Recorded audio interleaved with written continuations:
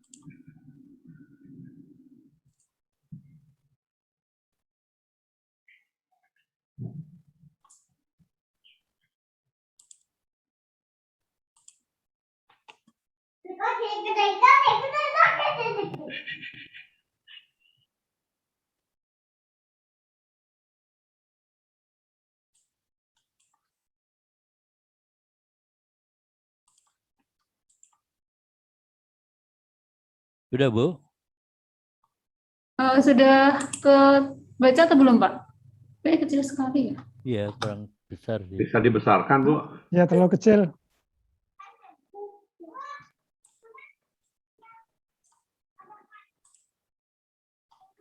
Ya, nggak apa-apa dibesarin, nanti di-scroll ke bawah gitu pelan-pelan. Ya, Pak.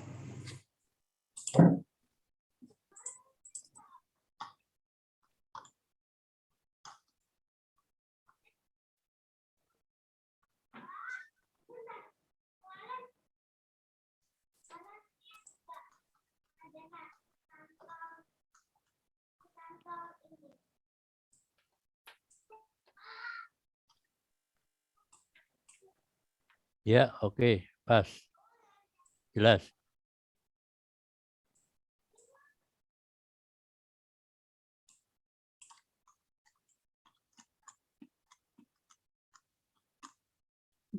Mouse-nya. Mouse-nya geraknya lambat.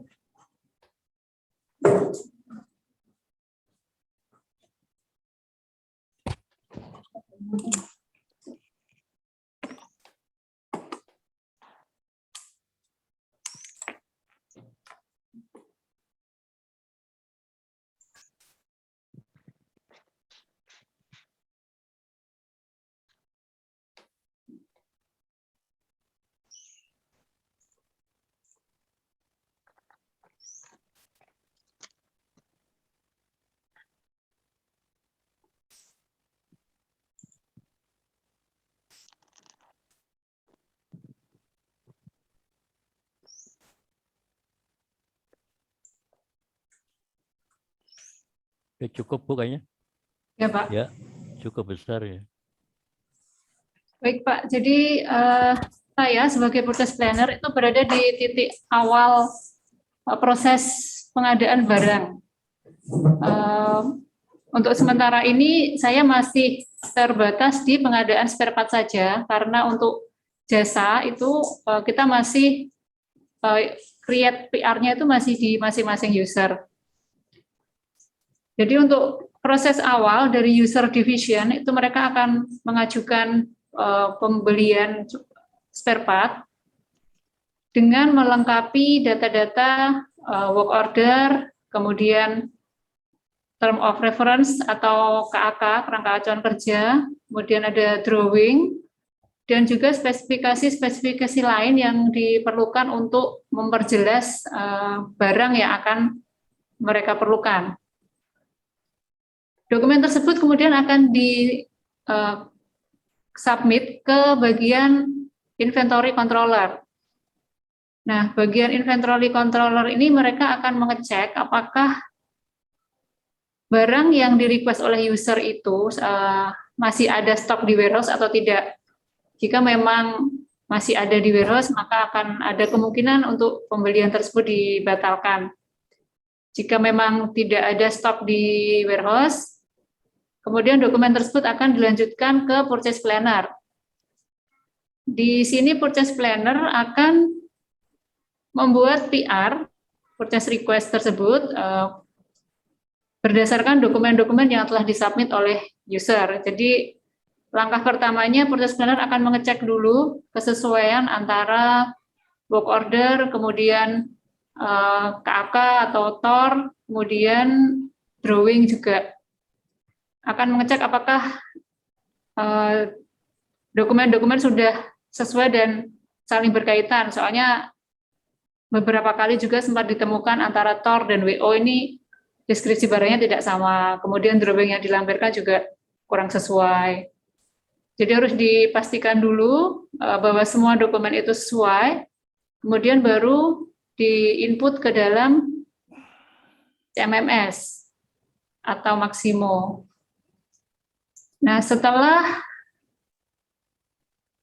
PR tersebut dibuat di Maximo, kemudian purchase planner ini akan melanjutkan routing ke leader. Nah, di leader ini akan direview lagi. Jika sudah sesuai semua, maka akan dilanjutkan approval-nya ke FA Manager. Untuk FA Manager kemudian akan direview ulang, dan jika sudah disetujui, kemudian akan ditunjuk PIC tim HPS, atau tim Owner Estimate. Jadi dari Purchase Planner ini PR-nya belum berisi harga, masih hanya spesifikasi dan kuantiti saja. Nah, setelah dari tim HPS ini mereka mencari HPS untuk PR tersebut, barulah kemudian form PR tersebut di print out, kemudian di-sign secara hard copy oleh leader, kemudian FA Manager, dan kemudian diteruskan ke PLN. Setelah PR dan form owner estimate output dari tim HPS tersebut di-approve oleh PLN, kemudian akan diteruskan, dokumen akan diteruskan ke tim PP atau procurement ya Pak, procurement plan. Dari tim procurement plan, kemudian mereka akan melakukan proses tender. Jadi mereka akan minta RFQ ke supplier, kemudian mereka akan melakukan proses tender. Setelah didapatkan pemenang dari proses tender tersebut, kemudian akan lanjut ke tim purchase order atau tim untuk pembuat kontrak. Nah, nanti di tim yang terakhir ini mereka akan menyusun kontrak dan mengirimkan kontraknya ke supplier. Nah, setelah itu baru supplier bisa melakukan pekerjaan atau mengirimkan barang sesuai yang diminta dan sesuai yang tertulis di PO. Demikian Pak, secara singkat gambaran untuk proses pengadaan di KPJB. Kemudian untuk contoh pekerjaan di bagian purchase planner, setelah ini akan saya share contohnya Pak.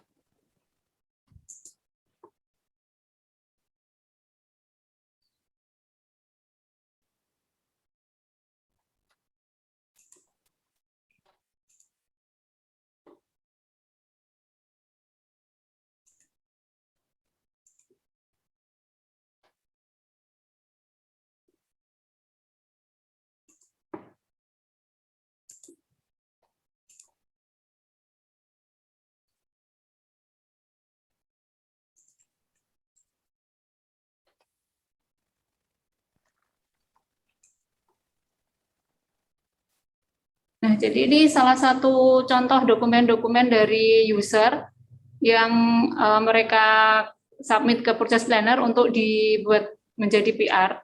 Ini contoh untuk PR yang kasusnya emergency. Jadi kalau untuk pekerjaan yang memang urgent dan harus segera dilakukan, itu nanti user akan membuat form emergency. Form emergency ini masuk ke purchase planner, ini harus sudah ditandatangan oleh PLN dan CJP.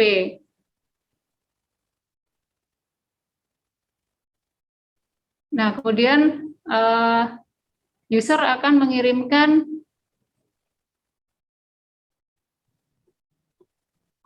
dokumen tersebut dilengkapi dengan WO, kemudian dilengkapi dengan TOR juga ke purchase planner.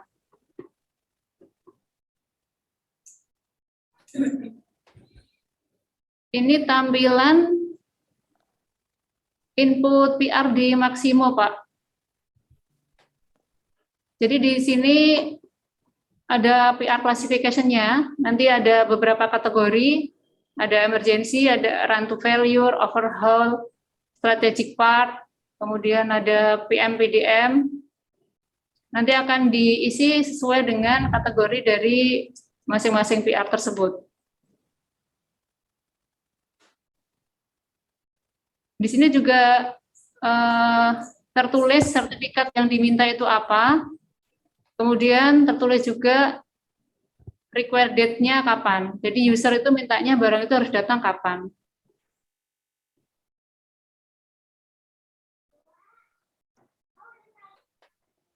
Kemudian untuk tampilan lebih detailnya, untuk detail spesifikasinya ada di PR line di halaman kedua. Di sini ada berisi detail dari spare part yang diperlukan. Dia ada item ID, ada description, kemudian work order-nya terkait nomor berapa, jumlahnya yang di request berapa. Nah, kemudian ini contoh yang sudah ada harganya ya Pak. Jadi ini sudah status PR yang ini pada saat saya screenshot ini statusnya sudah close, jadi sudah melewati proses tim HPS.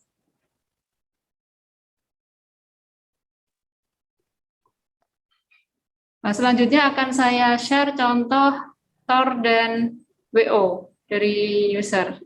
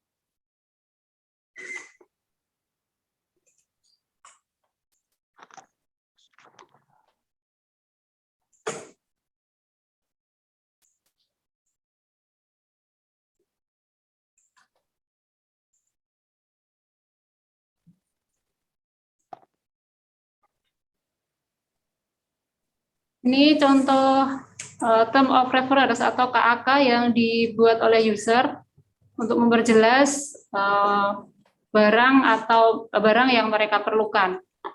Jadi di sini dilengkapi dengan nama materialnya itu yang akan di-request apa, kemudian dia untuk equipment mana, kategorinya juga bisa memilih salah satu dari ini. Kemudian ada jelas description-nya apa, jumlahnya berapa, kalau perlu dia mau request dari manufaktur mana bisa disebutkan di sini.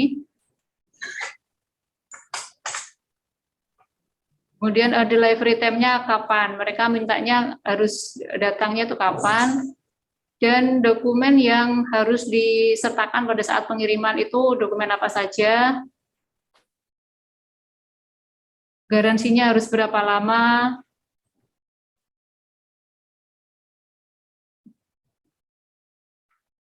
kemudian ada detail material technical data sheet juga. dilengkapi dengan foto,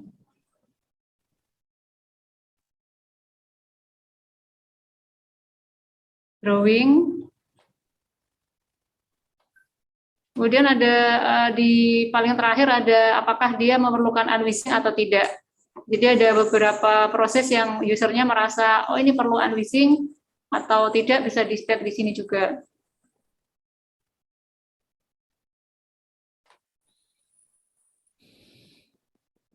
Nah, kemudian ini work order details-nya. Jadi untuk pengajuan PR, kategori work order-nya ini harus waiting material.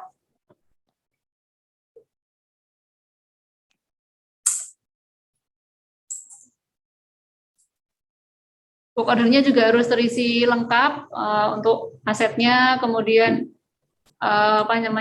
tesnya atau pekerjaannya, step-step pekerjaannya seperti apa, kemudian materialnya apa. Jadi deskripsi material tadi yang ada di TOR itu harus ada di work order ini. Kemudian dilampirkan juga drawing untuk memperjelas barang yang akan dibeli. Jadi contoh tampilan yang seperti tadi, contoh tampilan untuk di-input di Maximo. Nah, kalau ini belum sampai ke proses HPS, jadi belum ada harganya. Kalau yang tadi kategori emergency, yang ini kategorinya overhaul.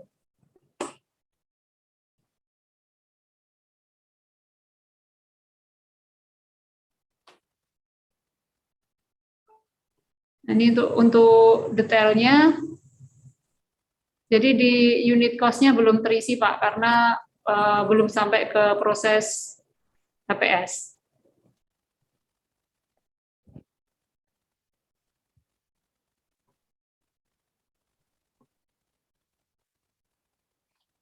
Kalau untuk contoh PR yang sudah lengkap, akan saya share setelah ini.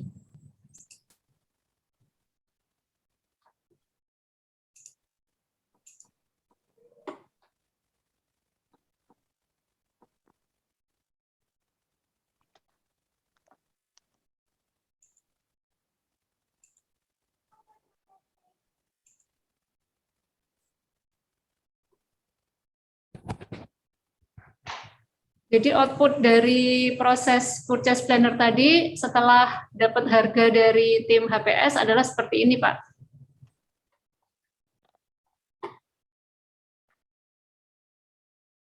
Sudah lengkap dengan deskripsi, jumlah, kemudian harga,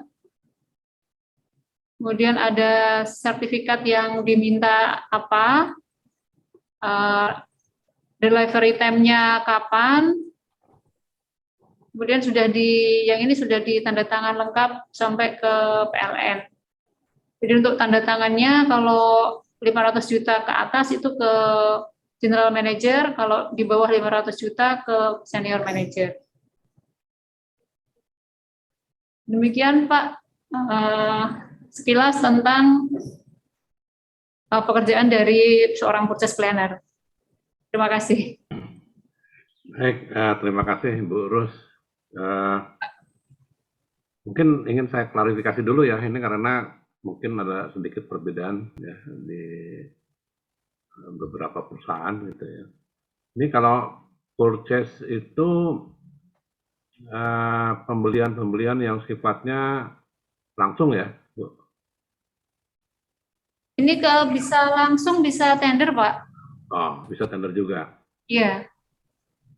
Tapi tidak ini bagian dari procurement atau gimana, Bu? Iya, titik awal dari procurement. Jadi ceritanya begini, sebelumnya PR itu dibuat oleh masing-masing user. Ya. Nah, karena ada permintaan dari PLN untuk desentralisasi saja gitu. Jadi kemudian ada posisi baru ini Pak sebagai purchase planner. Jadi sekarang user tidak masing-masing membuat PR. Jadi tinggal dia submit dokumen-dokumen tadi ke purchase planner, nanti purchase planner yang akan membuat PR tersebut. Jadi ini titik awal dari proses procurement.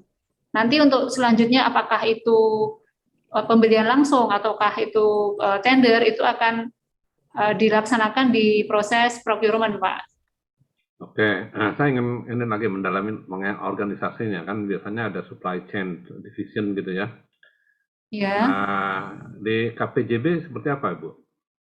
Kalau disentralisasi kan berarti kan semua permintaan spare part itu dari divisi apapun masuk ke sini ya?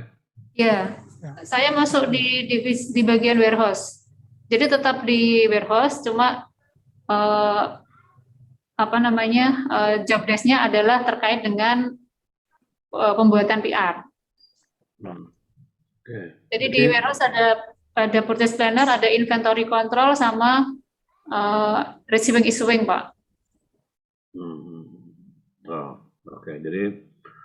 Jadi berarti bagian dari inventory ya ini ya? Iya. Ya, artinya kan kalau ada permintaan dari divisi-divisi tertentu, kemudian mungkin diperiksa dulu di warehouse ada apa tidak gitu ya? Iya, Pak. Kurang atau tidak gitu ya. Kemudian direncanakanlah pembeliannya, purchase planner ini. Iya.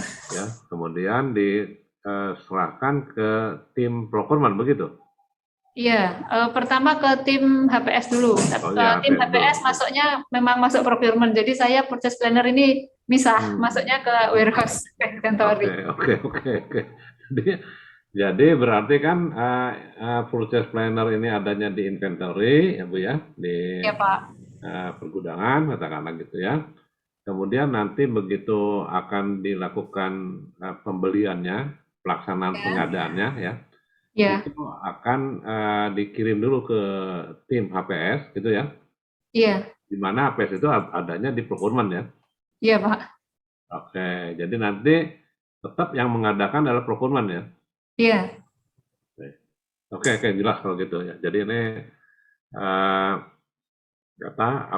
rencana pembelian lah ya, rencana sesuai dengan kebutuhan dari user, kemudian dicek dulu di gudang gitu ya Bu ya. Iya, Pak. Kalau ada di gudang berarti kan tidak usah beli ya Bu ya. Iya. Nah, berarti kan dikirim dari gudang ke user gitu. Iya. Tapi kalau tidak ada atau kurang jumlahnya, itu berarti kan harus dilakukan pembelian gitu ya. Ibu yang merencanakan pembelian itu. Iya, Pak. Oke, jelas kalau gitu ya. Soalnya kadang-kadang istilah purchase dengan procure itu ya mirip-mirip gitu Bu ya. Iya. Oke. Kalau gitu jelas. Silakan Pak Iwan atau Pak Mulyono kalau ingin bertanya Bu Urus. Baik ya. Saya dulu ya Pak. Ya silakan Pak Iwan. Tadi ada permintaan WO dari user ya, dari site mungkin dari lapangan ya. Iya, Pak. Dalam Maximo ini ya mungkin seingat saya mestinya user juga bisa melihat apakah barang itu ada di gudang ya, masih ada stok atau enggak. Kemudian kalau ada mestinya dia bukan minta untuk diadakan tapi meminta barang begitu ya mestinya kan? Iya, bisa Pak. Cuma kadang-kadang ada yang nggak mau lihat gitu. Oh, nggak mau lihat. Jadi dia asal buat PR aja gitu. Jadi kita cross check, istilahnya cross check ya Pak. Ya. Nah, termasuk sebetulnya di Maximo itu dia bisa melihat bahwa ini barang sudah pernah diadakan atau belum, kemudian malah harganya berapa dan vendornya siapa, kan bisa lihat mestinya dia. Kalau itu sekarang nggak bisa. Oh, nggak bisa. Jadi sekarang sudah di kotak-kotak Pak. Jadi untuk user itu hanya bisa akses ke Maximo untuk work order, kemudian inventory, dia bisa lihat stok barang, tapi dia tidak bisa lihat PR. PO kurang tahu saya, apakah PO bisa atau enggak. Jadi sekarang sudah dibatasi sesuai dengan fungsinya masing-masing, Pak. Oh, begitu ya. Apa ya kira-kira pertimbangannya? Kalau dulu itu ya setiap yang punya akses bersama ke situ, dia bisa melihat info yang saya sebutkan tadi, sehingga sebetulnya mempercepat proses itu ya. Iya, dulu bisa semua Pak, tapi setelah sistem baru ini, setelah PR, proses pembuatan PR disentralisasi, Ya, jadi user nggak bisa lihat PR. ya sehingga tadi harus sekuen yang seperti Ibu sebutkan tadi prosesnya kan. Iya. Satu gitu ya. Oke, oke. Oke Pak, sementara itu Pak Kertawan, silakan Pak. Mul. Silakan Pak Ya. Mulyono. Yuk, makasih Pak Ketawan, Pak Iwan. Bu Rus, saya mau Pak. nanya ya Bu, dalam perencanaan pembelian ini atau purchase planner itu kebutuhan untuk kegiatan pemeliharaan semuanya ya, yang rutin, Iya, terus yang overhaul, iya Pak. terus yang apa emergency ya. Iya. Jadi kalau yang overhaul itu langsung dari owner apa udah tetap dari owner juga, semuanya dari owner ya? Iya, owner ke submit WO dan tar ke purchase planner. Enggak, maksud Pernah saya sama. ownernya ini kalau umpamanya yang emergency itu bagian pemeliharaan atau bagian perencanaan apa, kalau overhaul apa dari apakah dari bukan dari perencanaan pemeliharaan juga, gimana Bu? Ya, kalau overhaul dari user, perencanaan pemeliharaan itu mereka submit Ya, work order aja, Pak. Ntar dulu. Usernya kalau overhaul usernya itu adalah perencanaan sama semuanya. Sama di pemeliharaan semua. Kalau di KPJP sama perencanaannya di jadi pemeliharaan. makanya saya nggak tahu strukturnya juga sih ininya. Kalau umpamanya strukturnya perencanaan pemeliharaan ya, kemudian ada perencanaan nggak pemeliharaan? Perencanaan pemeliharaan ada di user. Usernya itu orang pemeliharaan langsung atau gimana? Iya. Pelaksana langsung atau gimana? Iya, Langsung. orang pemeliharaan. Jadi langsung. Dari divisi mekanik, divisi elektrik, Pak. Jadi mereka yang overhaul ya mereka, yang merencanakan PMPDM, RTF juga mereka semua. Oh, langsung. Iya. Oh, jadi kalau gitu organisasinya adalah pemeliharaan langsung ini ya, nggak ada perencanaan ya? Perencanaan ada di engineering itu, tapi mereka ini aja apa ya? Engineering hanya untuk itu aja, untuk modifikasi ya? Mereka kontrol juga Pak terkait overhaul, tapi mereka lebih ke apa ya? Collect gitu Pak. Mereka sebagai ini ya, collect datanya, kemudian mereka yang mengontrol. Tapi kalau untuk pembelian itu masih pengajuannya masih masing-masing dari bagian pemeliharaan. Langsung ke purchase planner ini? Iya. Jadi semua purchase planner ini dari orang pemeliharaan, bukan orang dari engineering, nggak ada ya? Nggak ada Pak, langsung dari pemeliharaan. Terus engineering tugasnya apa ya? Aduh itu. Enggak. Maksud saya enggak, umumnya kan jadi makanya saya untuk minta penjelasan lebih detail, karena umumnya kalau yang rutin ataupun yang emergency itu kan dari user langsung. Ya. Ya. Nah, kalau ini kan yang ini kan overhaul yang rutin ini kan udah terencana gitu loh. Iya. Nah, apakah dari engineering? Enggak ya, tetap dari itu juga. Tetap dari user. Engineering sih punya Pak datanya, data planning spare part untuk OTET itu mereka punya. Work ordernya juga mereka yang create, parent work order, nanti di pemeliharaan itu mereka akan buat child WO atau WO turunan untuk masing-masing sesuai kebutuhan. Tapi parent WO-nya tetap engineering yang create. Cuma untuk saat ini masih pengajuan pembelian masih dari pemeliharaan langsung, belum dari engineering. Oke, jadi sekarang Ibu perencanaan pembelian permintaan dari user ke Ibu diproses, dilihat daripada itunya apa ada stok di gudang enggak atau tinggal itu cross check juga kan untuk ini, terus menentukan semuanya, kemudian rencana pembelian karena harganya itu minta ke tim HPS gitu ya. Ya. Nah, terus langsung proses di dalam Ibu sendiri apa yang diproses, Bu? Jadi saya setelah terima dokumen akan cross check dulu, memastikan semua dokumen sesuai. Kemudian saya input Pak, input di CMMS untuk input pembuatan PR tersebut. Terus? Nanti setelah selesai saya input, akan saya teruskan ke leader saya. Dan setelah beliau mereview, jika memang sudah oke semua, mereka akan leader saya akan meneruskan ke FA manager. Itu masih dalam bentuk maksimo ya Pak, masih dalam bentuk soft copy. Kemudian dari FA manager akan mereview lagi, jika sudah oke akan meneruskan ke tim HPS. Nanti FA manager yang akan menentukan tim HPS yang mana yang akan mengerjakan Jadi PR. untuk keluar daripada PR itu adalah ini ya di luar daripada ke atasan bunga, enggak Ibu langsung gitu ya, enggak ya, harus ke manajer dulu. Iya. Ya. Hierarki koordinasinya gitu ya.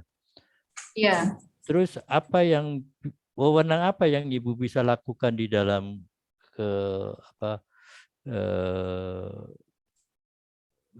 organisasi itu? Dalam ini adalah apa ya? Planner ya.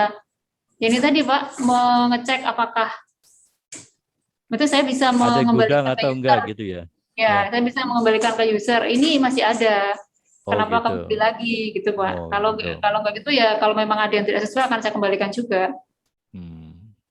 Oh, jadi wewenang Ibu hanya mengecek apakah barang itu ada di gudang atau tidak, kan gitu ya.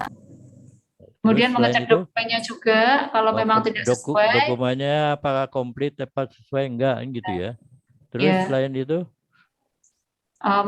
Bisa minta dokumen-dokumen lain, misalkan, kalau drawingnya, kalau kurang minta kembali lagi ke sebelum Ibu melaporkan ke manajer, approve ke manajer gitu ya. Ya Pak. Terus apa lagi? Ya itu saja sih Pak. Sama biasanya ya masih terkait permintaan dokumen sih. Soalnya biasanya kalau untuk kategori run to failure itu PLN minta dilengkapi juga dengan inspection report atau history penggantian sebelumnya gitu. Nah, ini saya mau menanya kasus kalau user minta barang, Bu ya. Iya. Di gudang itu ada gitu loh. Ke Ibu bilang, oh ini di gudang ada, gitu kan. Dikembalikan, gitu ya Bu ya. Iya. Nah, tapi user bilang, enggak ada. Gitu loh. Nah, terus gimana langkah Ibunya? Oh, itu bisa kita cek sama-sama Pak. Saya bisa aja user ke cek aktual barangnya. Bisa kita tunjukkan aktual barangnya. Oh, jadi ya, Ibu akan mengitukan bahwa mendiskusikan untuk apa? Tapi Ibu nggak lapor dulu ke atas, Pan, hanya langsung gitu aja, Pan? Ya? Enggak, Pak. Langsung. Oke. Nanti outputnya bisa dia nggak jadi beli atau outputnya bisa dikurangi jumlah yang akan dibeli. Ya, jadi Pan Ibu punya wewenang untuk itu kan? Iya. Ya, enggak. Saya hanya untuk tahu sebesar mana kewenangannya gitu loh. Jadi kan supaya kita tahu level di sini begini. Kalau ada masalah ini Ibu mengambil tindakan ini. Oh gitu ya. Oke Pak Kartawan, terima kasih. Baik, terima kasih Pak Mul. Saya ingin nyambung tadi pertanyaan Pak Mul ya. Kalau misalnya ya Bu Rus. Ya Pak. Orang dari user itu, dari pemeliharaan itu ngeyel gitu ya. Ngeyel ya. Misalnya, oh ada yang di gudang, kata Ibu, ada di gudang. Oh itu udah nggak cocok, nggak sesuai dan sebagainya. Itu gimana Ibu mengatasi kengeyelannya? Biasanya sih tetap masih bisa saya atasi sendiri sih Pak. Nggak sampai ke atasan. Akan saya tetap akan ngeyel juga. Oke. Jadi kan ibu kan harus ngerti juga kan kondisi dari spare part yang masih Ya. berfungsi gitu ya. Namanya kalau memang dia mengatakan itu nggak bisa berfungsi loh, kenapa dulu dibeli? Ya. Kalau Jadi secara apakah itu rusak atau tidak kan dari visualnya kelihatan. oke.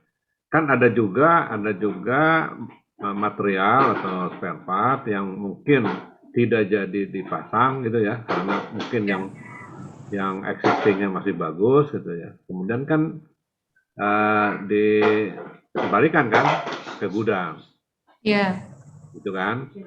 Nah, lalu bisa saja kan, oh itu udah pernah dilihat, tapi kembalikan karena nggak pas misalnya gitu Bu. Iya, tapi Pernah nggak kalau kejadian seperti itu? Pernah nggak? nggak pernah sih Pak, nggak pernah. Nggak pernah Cuma ya? apa namanya? Cuma kan kita ada di warehouse kan ada pengontrolan deadstock material ya Pak.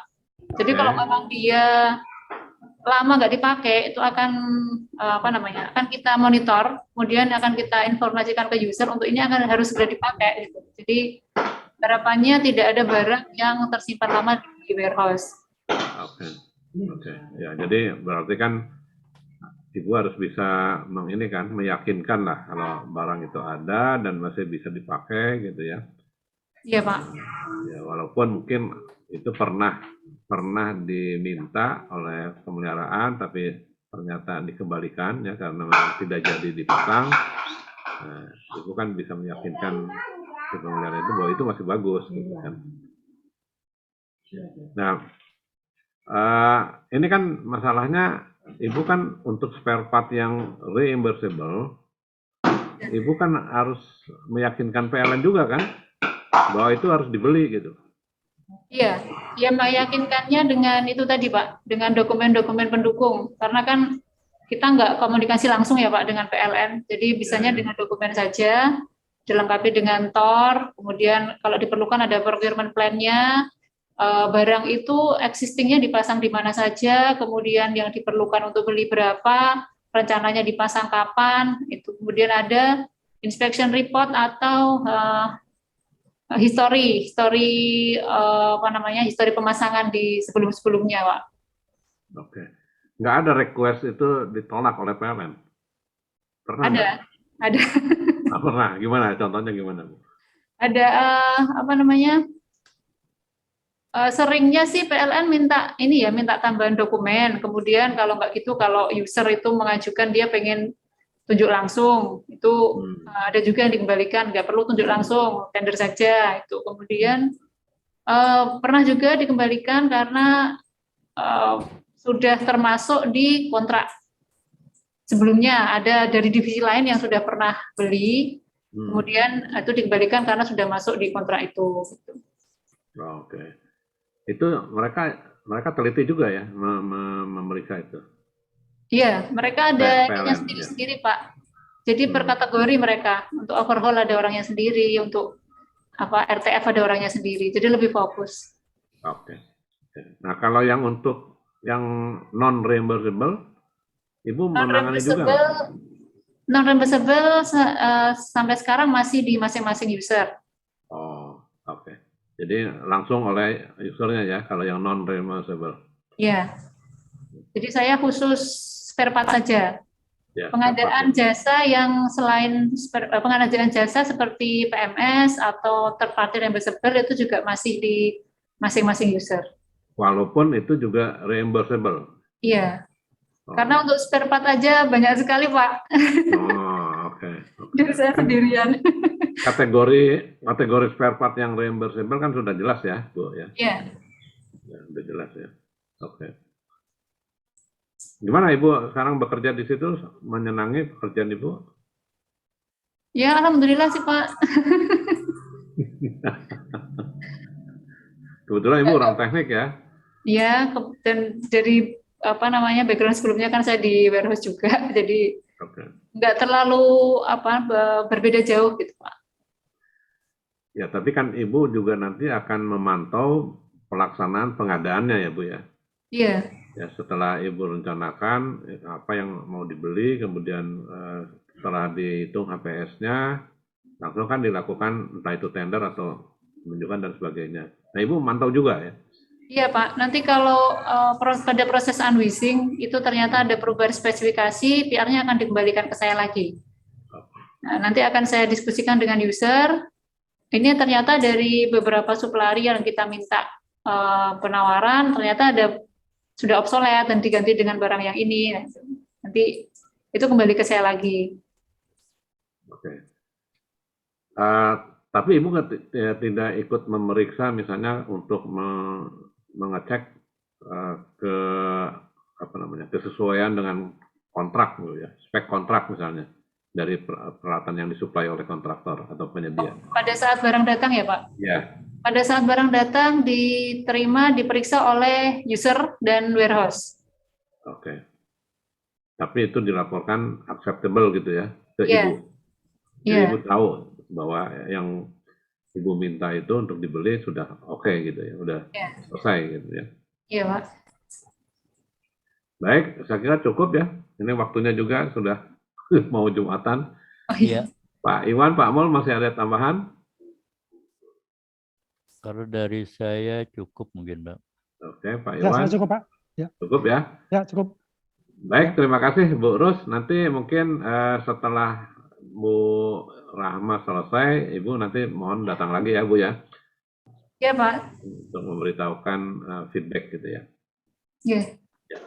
Baik, terima kasih Bu. Selamat bekerja. Ya, terima kasih Pak Kartawan, Pak Mulyono, Pak Iwan, Bu Tika. Ya, terima Terima kasih kasih banyak. Bu Rus. Sama, Selamat Bu. bekerja. Ya Pak, terima kasih. Semoga sehat selalu Pak. Ya, baik. Amin. Terima kasih. Terima kasih. Ya.